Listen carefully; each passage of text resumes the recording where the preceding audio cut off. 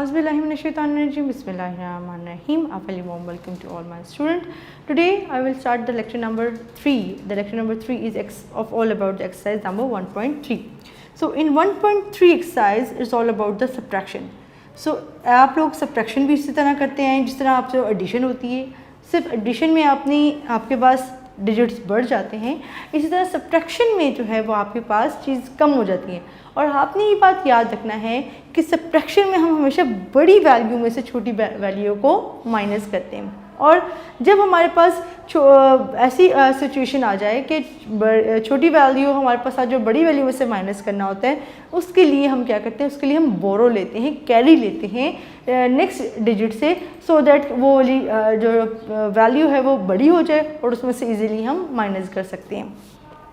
अच्छा जी, एक्सरसाइज 1.3 में अगर आप क्वेश्चन नंबर 1 देखें तो उन्होंने वो आपको सम दिए हैं 3 डिजिट नंबर्स के साथ, 4 डिजिट नंबर के साथ, 5 डिजिट नंबर के साथ, और आपने इनको सॉल्व करना है बुक पे ही. अच्छा, क्वेश्चन नंबर 2 में उन्होंने आपको कहा हुआ है कि राइट द मिसिंग डिजिट्स. उन्होंने आपको बॉक्सेस बना के जो है वो कुछ डिजिट्स रिमूव कर दिए और आपको मतलब क्वेश्चन दे दिए और आपने उसके आंसर करना है. सबसे पहले आपको पता ये होना चाहिए जो आपकी जो लार्जर जो होता है वैल्यू होती है जिसमें से आप स्मॉलर वैल्यू को माइनस करते हैं, the larger number from which the other number is subtracted is called the numerator. Numerator को बोलते हैं इस वाली वैल्यू को, यानी कि फर्स्ट वाली वैल्यू जो आपकी लार्जर वन होती है, जिससे आप माइनस कर देते हैं जो छोटी वैल्यू होती है उसको आप बोलते हैं सब्ट्रैंड, यानी कि ये वैल्यू आपकी सब्ट्रैंड कहलाती है. और जो इन दोनों का आंसर कहलाता है, जो इन दोनों का आंसर होता है, उनको हम क्या बोलते हैं, उसको हम डिफरेंस बोलते हैं. ये एक चीज़ थी.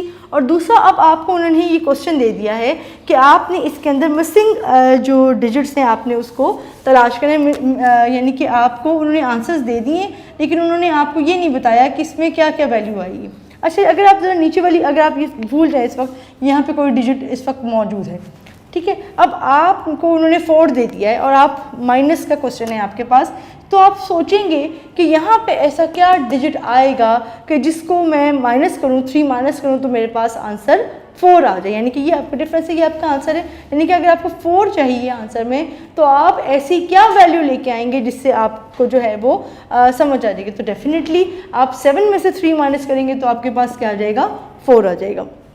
इसी तरह ही अगर आप ये वाले डिजिट देखते हैं, 5 में से 4 माइनस किया 1, अब 9 में से आप क्या माइनस करेंगे कि आपके पास 4 आ जाए, तो 9 में से आप 5 को माइनस करेंगे तो आपके पास क्या आ जाएगा, 4 आ जाएगा. और 8 में से 6 को माइनस करेंगे तो आपके पास 2 आ जाएगा. अब यहाँ पे आपके पास ऐसा वैल्यू चाहिए, ऐसे डिजिट चाहिए जिसको आप 2 से माइनस करें तो आपके पास आंसर 4 आ जाए. तो इसका मतलब कि आपके पास जो लार्जर डिजिट होगा वो क्या होगा, 6 में से आप 2 माइनस करेंगे एंड द आंसर इज़ 4.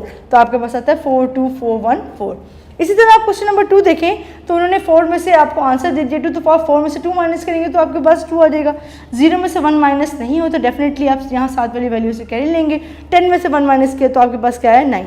अब आपके पास यहाँ वाला डिजिट ऐसा क्या हो कि आप अगर माइनस करें तो आपके पास उसमें से 5 माइनस करें तो आपको 1 आ जाए. यहाँ तो आपने कैरी भी दे दिया, इसका मतलब यहाँ आपके पास, यहाँ पे आपने जब इसको कैरी दिया तो ये बन गया 10, और यहाँ पे आपके पास क्या नंबर बना, ऐसा क्या नंबर बना कि आपके पास माइनस 7.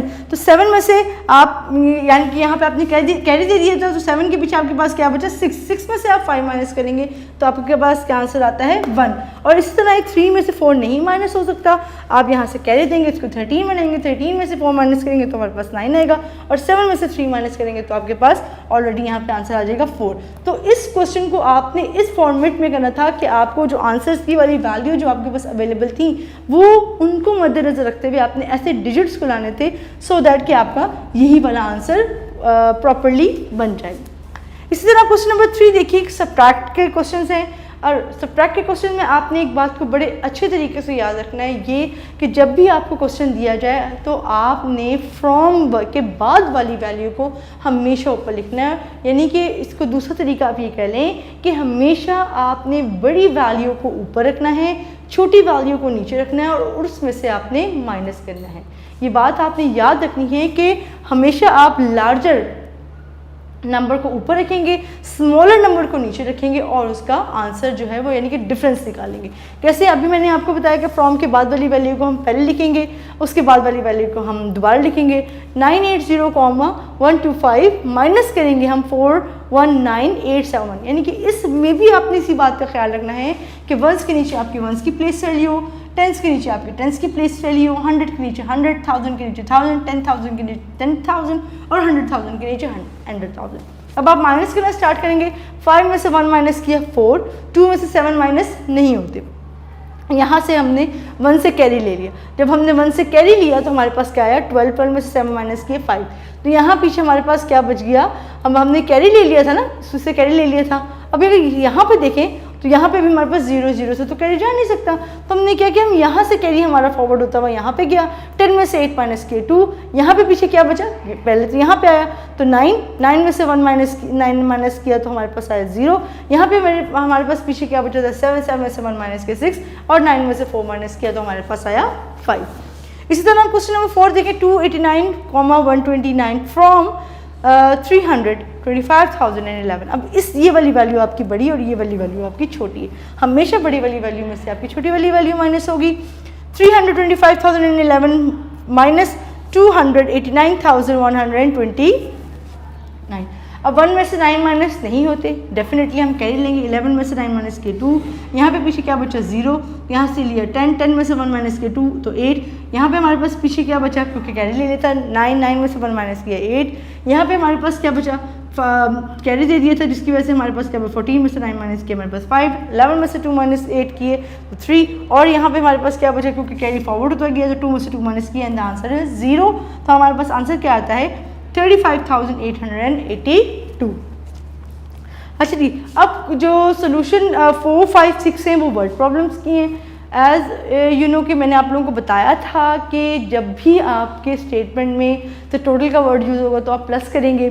तो इसमें भी आप देखें कि आपको क्वेश्चंस में क्लू मिलेंगे जिसकी वजह से आपको पता चलेगा कि आपने क्या करना है। अब इसे क्वेश्चन नंबर 4 देखिए। There are total 55,869 bags of corn and rice in the stock. Stock में उनके पास जो है वो टोटल बैग्स यानी कि कॉर्न के भी और राइस के भी दोनों के मिला के पड़े हुए हैं 55,869। कॉर्न बैग्स आर, जो कॉर्न बैग्स कितने हैं? 35,796 इन काउंटिंग। काउंटिंग के अंदर जो है वो कितने पड़े हुए हैं हमारे पास? 35,796 in counting. Find the number of rice bags. आपने सिर्फ और सिर्फ राइस बैग की काउंटिंग को बताना है। राइस यानी कि आपके पास क्या स्टेटमेंट बनेगी? Total bags of rice and corn कितने थे हमारे पास? 55,869। नंबर ऑफ कॉर्न बैग्स कितने थे हमारे पास? 35,796। हमें तो सिर्फ बताना है नंबर ऑफ राइस बैग के हवाले से, तो हम इसको माइनस करेंगे। बट हम ये देखिए जी, बड़ी वाली वैल्यू में से हमेशा छोटी वाली वैल्यू माइनस करें। हम 9 में से 6 माइनस करेंगे 3, यहाँ से कह लेंगे 16 में से 9 माइनस करेंगे 7, 7 में से 7 माइनस किया 0, 5 में से 5 माइनस किया 0 एंड 5 में से 3 माइनस किया तो हमारे पास आया 2। So number of rice bags हमारे पास कितने आते हैं? 20,073। सोल्यूशन नंबर 5 को देखते हैं। The distance between the two cities is 1,564 kilometre. Zahid travels 1,275 kilometre by train and the rest of the journey by car.